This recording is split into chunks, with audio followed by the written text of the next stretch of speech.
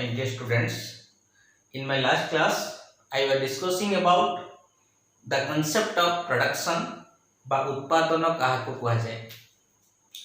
पिला माने तमाने समस्त जानिछ उपयोगितार सृष्टि को उत्पादन कुहा जाए एवं उत्पादन करिबा पई चारोटी साधन दरकार भूमि, श्रम, पूंजी एवं संगठन। भूमि एवं श्रम उत्पादनर प्राथमिक साधन होइतिला बेले पूंजी एवं संगठन उत्पादनर गौण साधन होता है। तेणु प्रथम देखिबा जे भूमि कौन। भूमि कहिले ईश्वर दत्त से साधन को बुझाए जार जोगाण उपरे मनुष्यर कौनसी कर्तृत्व न थाए। मनुष्य चाहिए याको ह्रास किंबा वृद्धि करि पारे नाही। तेणु कहबाक गले या मध्यरे जंगल, उद्यान, खनि, खादान, पहाड़, पर्वत, झरणा इत्यादि इत्यादि अंतर्भुक्त होता है। सेकेंड आसला श्रम। जेकोसी शारीरिक किंबा मानसिक कार्य पाउना विनिमय संपादन करने को हेले बा संपादन करागले ताहाको श्रम कहा जाए। तेणु माँ तुमर लुगा काचिदेले तांको कार्य को आम श्रम कहवा ना, कारण यार प्रतिबदल से कौनसी आर्थिक पारितोषिक आशा करि न थांती। किंतु गोटे शिक्षक पाठ पढ़ेला, गोटे डाक्तर तुमको माने तुमको सेवा देला, तेणु तांको कार्य को आम कौन कहवा श्रम कहवा, कारण ता प्रतिबदल से आर्थिक पावना पाई थांती। एवं श्रम गोटे स्थान अनेक स्थान को कम गतिशील होता है, कारण यार गतिशीलता केतेक उपादान मानक उपरे निर्भर करिथाए, यथा भौगोलिक अवस्था, मनस्तात्विक अवस्था, शिक्षा मानकर भौगोलिक मानकर पारिवारिक स्नेह यही गुड़ाक श्रमर गतिशीलता उपरे प्रतिबंधक सृष्टि करिथाए एवं पावना स्वरूप कौन पाई थाए ना मजूरी पाई थाए। नंबर 3 पूंजी। आम समस्त जानिछे फर्स्ट चैप्टर उत्पादन संपदर जो अंश अधिक द्रव्य और सेवा उत्पादन रे साहाय्य करिथाए ताको आमे पूंजी कहिथाउ। एवं पूंजी होची उत्पादनर उत्पादित साधन, कारण प्रथमे पूंजी मनुष्य द्वारा सृष्टि होता है एवं परवर्ती समय यह अधिक द्रव्य और सेवा उत्पादन रे साहाय्य करिथाए। तेणु पूंजी मध्य मेसीन, कोठाबाड़ी, जंत्रपाति, कलकब्जा इत्यादि अंतर्भुक्त होता है। नंबर 4 आसला संगठन। संगठन को संगठन कहले से साधन को बुझाए जे व्यवसाय जनित समस्त क्षति बह बहन करिथाए, समस्त प्रकार रिस्क नहीं थाए, समस्त प्रकार क्षति बह बहन करिथाए ताको आमे कहबा संगठन। तेणु संगठन भूमिका उत्पादन रे सबुठु गुरुत्वपूर्ण होता है, कारण यह समस्त साधनक मानक मध्य एक सुसंपर्क स्थापन करिथाए एवं आवश्यक द्रव्य और सेवा उत्पादन करिथाए।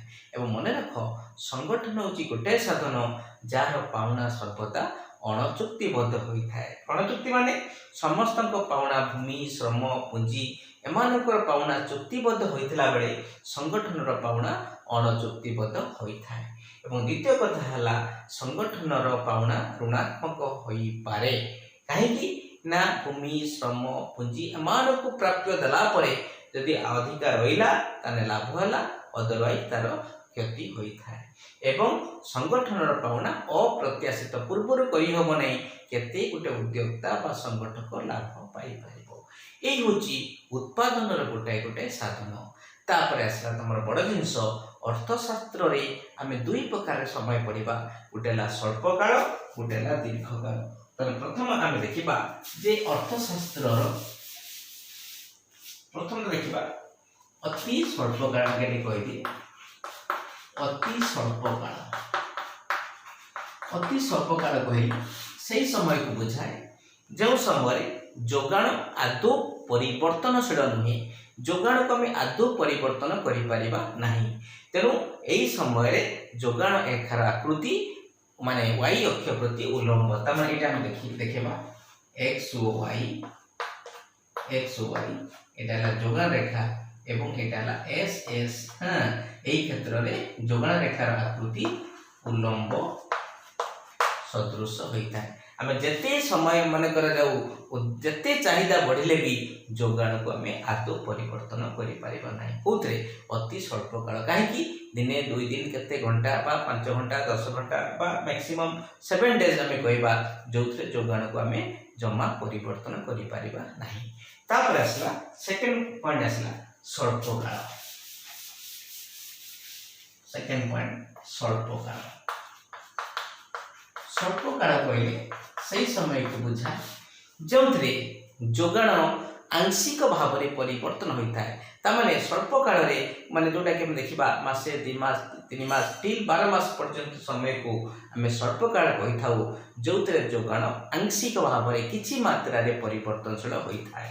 तेणु जोगाण रेखार आकृति एक्स ओ वाई इटा जोगाण रेखार आकृति एस आउ एस जो जोगाण रेखा अपेक्षाकृत परिवर्तन करा जाई पाए। तापर आसला नंबर 3 दीर्घकाल। 3 नंबर दीर्घकाल।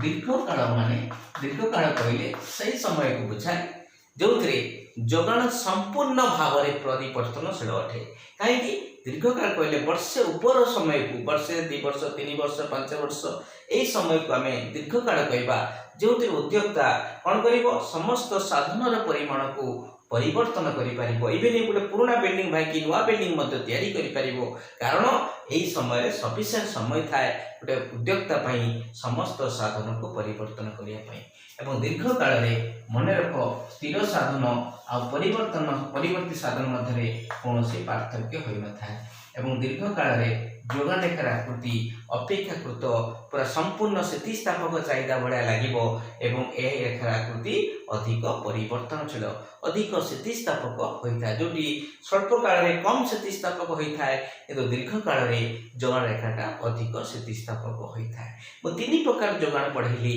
गोटे अति स्वल्प काल जो जोगाण रेखार आकृति संपूर्ण अस्थितिस्थापक होता है स्वल्प काल में अपेक्षाकृत स्थितिस्थापक जोटा कि अपेक्षाकृत अस्थितिस्थापक होता है आउ दीर्घ काल में अपेक्षाकृत स्थितिस्थापक होता है। ये गला स्वल्प काल आउ दीर्घ काल। तापर बड़ जिनस आसला जे आम 2 प्रकार साधन आम पढ़ेबा। प्रथम कथा है नंबर 1 आसला स्थिर साधन। स्थिर साधन स्थिर साधन कौन ना स्थिर साधन माने कहले सही साधन को बुझाए जो जार जोगाण द्रव्य उत्पादन परिवर्तन अनुसार जो साधन जोगाण स्थिर रही है अपरिवर्तित रही है स्थिर साधन कहुए। एग्जाम्पल किए ना एग्जाम्पल है मेसीन कोठाबाड़ी जंत्रपाति भूमि उत्पादन बढ़ी पारे कमी पारे किंतु यही साधन जोगाण स्थिर रही है। बड़ कथा है यही साधन केवल स्वल्प काल में देखा जाता है कहीं स्वल्प काल में आम सब साधन को परिवर्तन करें उत्पादन परिमाण शून्य होते यही साधन जोगाण अपरिवर्तित होता है। नंबर 2 आसला परिवर्ती साधन। परिवर्ती साधन परिवर्ती साधन कौन ना जो साधन उत्पादन परिवर्तन अनुसार परिवर्तित होता है ताहाको परिवर्ती साधन कहुए। उत्पादन परिवर्तन हो सहित यही साधन परिवर्तन होता है। एग्जाम्पल किए मुझे कंचामाल श्रम पुंजी ये सब गुड़ाक परिवर्ती साधन अंतर्भुक्त होता है। उत्पादन अधिक हेले परिवर्ती साधन अधिक आवश्यक होता है उत्पादन कम होते परिवर्ती साधन कम परिमाण आवश्यक होता है। एवं परिवर्ती साधन उभय स्वल्प काल एवं दीर्घ काल दृश्यमान होता है एवं उत्पादन परिमाण सहित यह प्रत्यक्ष भाव में संपर्कित उत्पादन शून्य होते परिवर्ती साधन शून्य होता है। एवं बड़ कथा है पे जे स्थिर साधन आ परिवर्ती साधन भीतर पार्थक्य मुझे कहबी ना स्थिर साधन है यही साधन उत्पादन परिवर्तन अनुसार अपरिवर्तित रही है किंतु परिवर्ती साधन उत्पादन परिवर्तन अनुसार परिवर्तन होता है। स्थिर साधन स्वल्प काल देखा जाता है परिवर्ती साधन उभय स्वल्प काल एवं दीर्घ काल देखा जाता है। एवं स्थिर साधन कौन हो उत्पादन परिमाण सहित कौन संपर्क न था किंतु परिवर्ती साधन उत्पादन परिमाण सह प्रत्यक्ष संपर्कित होता है। एवं स्थिर साधन है उत्पादन परिमाण शून्य होते यह अपरिवर्तित रही है किंतु परिवर्ती साधन उत्पादन परिमाण शून्य होइतिले परिवर्ती साधन शून्य होइଥାଏ। तापर मु पढेबी तुमको जे उत्पादन हमर मोट उत्पादन प्रथम आसला जे मोट उत्पादन माने कोन ना उत्पादनर समस्त साधन को प्रयोग करी जो सामग्रिक परिमाण उपलब्ध होइଥାଏ ताहाकू मोट उत्पाद कहा जाए, जहाँ को आम इंग्लिश रे टोटल प्रोडक्ट बा तार शॉर्ट फॉर्म है टीपी बोली हमें कहि थाउ। समस्त साधन को हमें व्यवहार करिबा, समस्त साधन को व्यवहार करी जो सामग्रिक परिमाण पाई परिबा ताहाकू हमें कहबा मोट उत्पाद बोली हमें कहि थाउ। नंबर 2 आसला हाराहारी उत्पादन जहाँ को हमें कहबा शॉर्ट रे एपी माने एवरेज प्रोडक्ट ताको शॉर्ट लिखिबा सिंबल एपी।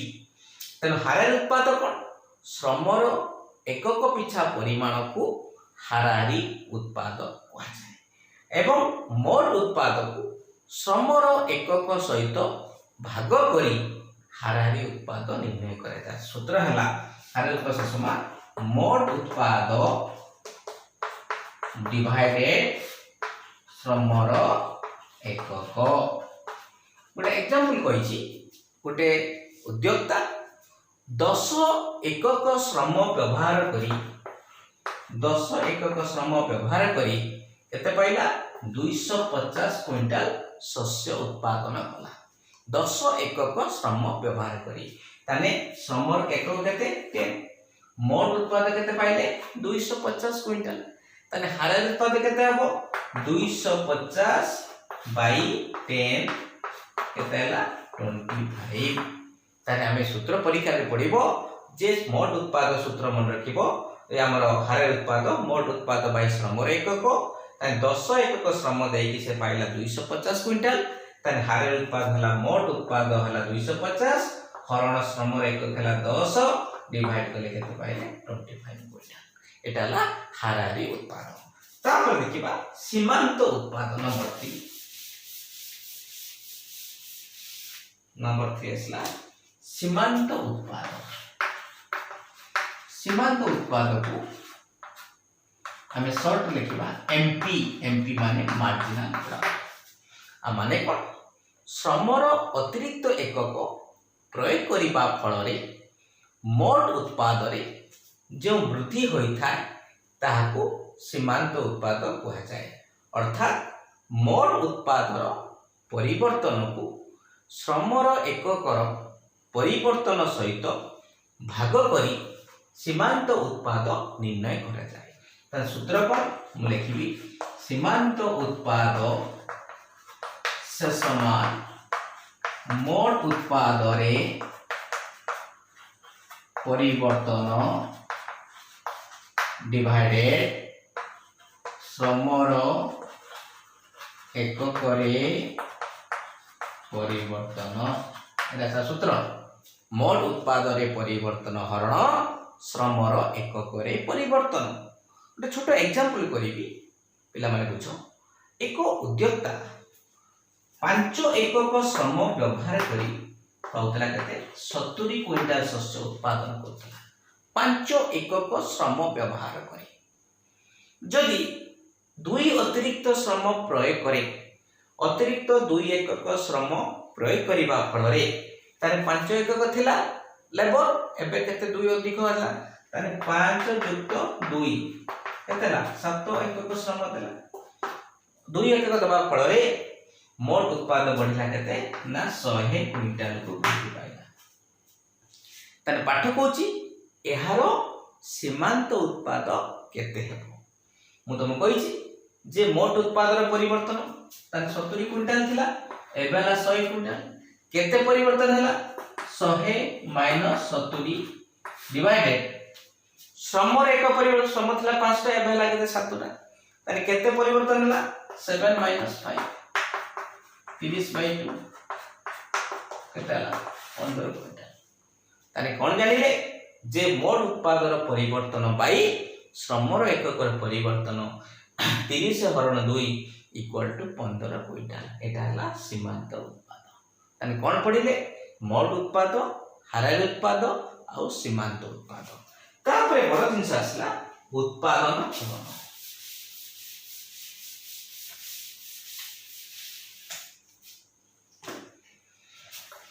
उत्पादन फलन ना उत्पादन फलन है उत्पादन साधन एवं उत्पादन परिमाण मध्य थिबा कार्यात्मक संपर्क को उत्पादन फलन कहा जाए। उत्पादन साधन और उत्पादन परिमाण एमानक मध्य जो संपर्क थाए ताको आमे कहबा उत्पादन फलन। गोटे इक्वेशन लिखिबा Q equal to F K L लिखिबी एठारे Q हला उत्पादन परिमाण, K हला पुंजीर परिमाण, L इक्वल टू समर परिमाण, F इक्वल टू फलन। कौन आम देखुचे इक्वेशन है उत्पादन फलन तेणु यहीगुड़ा आसला आसला उत्पादन साधन और क्यू है उत्पादन परिमाण। एमानक मध्य जो संपर्क अच्छी यहाँ आम कहवा उत्पादन फलन। एवं उत्पादन फलन मुख्यतः दुई प्रकार होता है यथा वन है स्वल्पकालीन उत्पादन फलन और दुई है दीर्घकालीन उत्पादन फलन। प्रथम कथा है जे परिवर्ती अनुपात सूत्र very important question for examination point of view. एक परिवर्ती अनुपात सूत्र स्वल्पकालीन उत्पादन फलन वशवर्ती होता है। तेणु स्वल्प काल एक उद्योक्ता कौन कर समस्त साधन को परिवर्तन करिपारिबो नाही। तेणु से कौन कर एक स्थिर साधन उपरे अधिकरू अधिक परिवर्ती साधन प्रयोग करने फल मोट उत्पाद, हारार उत्पाद एवं सीमांत उत्पाद एक निर्दिष्ट अनुपात वृद्धि पाई था एक निर्दिष्ट समय पर्यंत। मात्र एक निर्दिष्ट समय पर अतिरिक्त एकक श्रम प्रयोग करने फल मोट उत्पाद क्रमशः ह्रास पाइबा को लगे। से कौन कहला एक निर्दिष्ट भूमि उपरे स्थिर साधन किए भूमि उपरे अधिक आमे श्रम प्रयोग करवा परिवर्ती साधन किए श्रम। तेणु परिवर्ती साधन मान श्रम प्रयोग करने फल तेरे कौन हम ना प्रारंभ मोट उत्पाद, हारार उत्पाद एवं सीमांत उत्पाद वृद्धि पाई था एक निर्दिष्ट समय पर्यंत। किंतु एक निर्दिष्ट समय पर यदि अतिरिक्त साधन आम प्रयोग करवा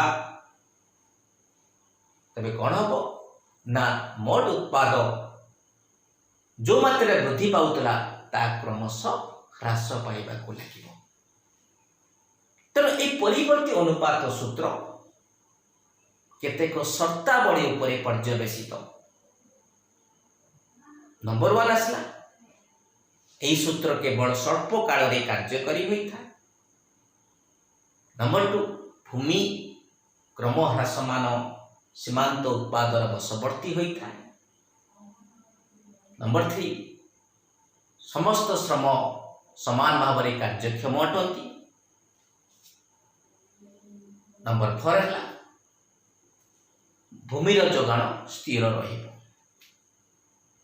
ए समस्त शर्तावली को नहीं आमे क्रम ह्रासमान सीमांत उत्पाद नियम आमे आलोचना करिबा जोटा कि एक सारणी माध्यम रे प्रकाश करी हबो। वर्तमान मु सारणी बनाउछि।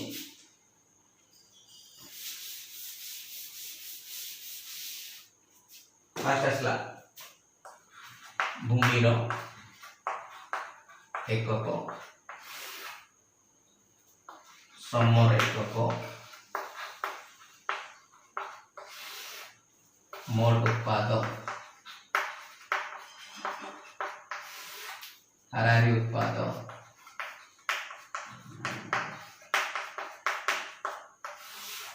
ସୀମାନ୍ତ ଉତ୍ପାଦ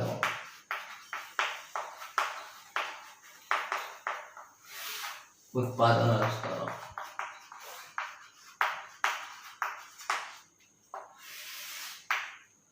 वन एकड़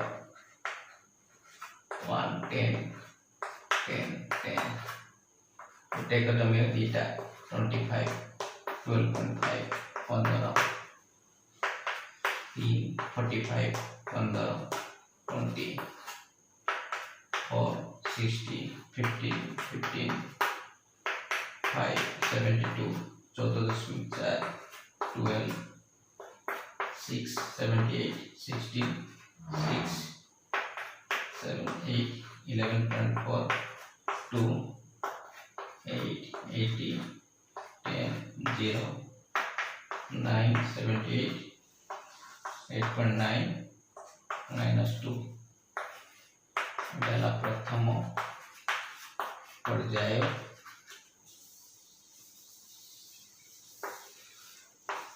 द्वितीय पर्याय तृतीय पर्याय देख पिले এটা মনে রাখ আমি ভূমির একক শ্রমর একক মোট উৎপাদ হারের উৎপাদ সীমান্ত উৎপাদ আর উৎপাদনর স্तर বর্তমান আমি দেখিবা গোটে একর জমি অছি গোটে শ্রম দেলে ইনিশিয়ালি মোট উৎপাদ হারের উৎপাদ আর সীমান্ত উৎপাদ সমান হয়ে থাকে বর্তমান সেই একর জমি দুইটা লেবর দেবা পাঠ কହୁଛି एक निर्दिष्ट भूमि उपरे यदि अधिक श्रम प्रयोग करिबा जमी पूर्ण मात्रा रे कार्यक्षम हबो एवं मोट उत्पाद तीव्र बेगर बढ़िबो ताकि 10 क्विंटल थिला वेरी फास्ट रे बढ़िबो केते 25 क्विंटल हारार उत्पाद सूत्र कोन मु कहि छि कि आगु मोट उत्पाद बाय श्रम रे 25/2 केते हला 12.5 सीमांत उत्पाद केते हबो गुटे लेबर देकी 10 क्विंटल दीटा लेबर देकी 25 क्विंटल केते एक्सेस हला 25 - 10 हला 15 क्विंटल से बडे तीनटा लेबर देते दबा जमी आउरी अधिक कार्यक्षम हो एवं मोट उत्पाद बढ़िला तीव्र बेगरे 45 क्विंटल 45/3 हला 15 सेही अनुसार 45 - 25 हला 20 तेणु सारा उत्पाद सीमांत उत्पाद ये भी अविकल वृद्धि पाउछि पुणी जते बेले चतुर्थ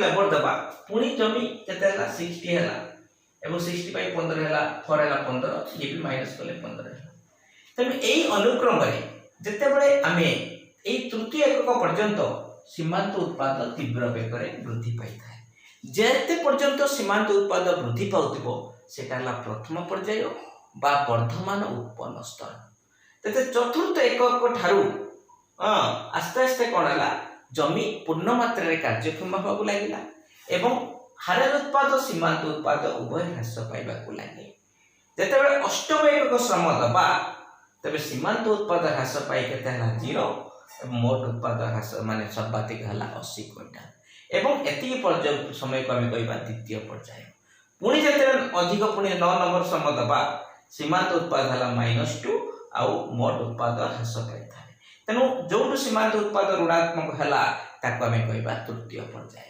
ताने प्रथम पर्याय जते पंते सीमांत उत्पाद वृद्धि पाइला ताको कहबा वर्धमान उत्पन्न स्तर जोटी सीमांत उत्पाद ह्रास पाई 0 पर्यंत समय को हम कहबा द्वितीय पर्याय बा ह्रासमान उत्पन्न स्तर एवं जोटु ऋणात्मक हला सेटा हला तृतीय पर्याय बा हम ऋणात्मक उत्पन्न स्तर एटा को हम देखिबा डायग्राम माध्यम रे नेक्स्ट क्लास में हमको एटा डायग्राम थोड़ा बुझेबी ओके।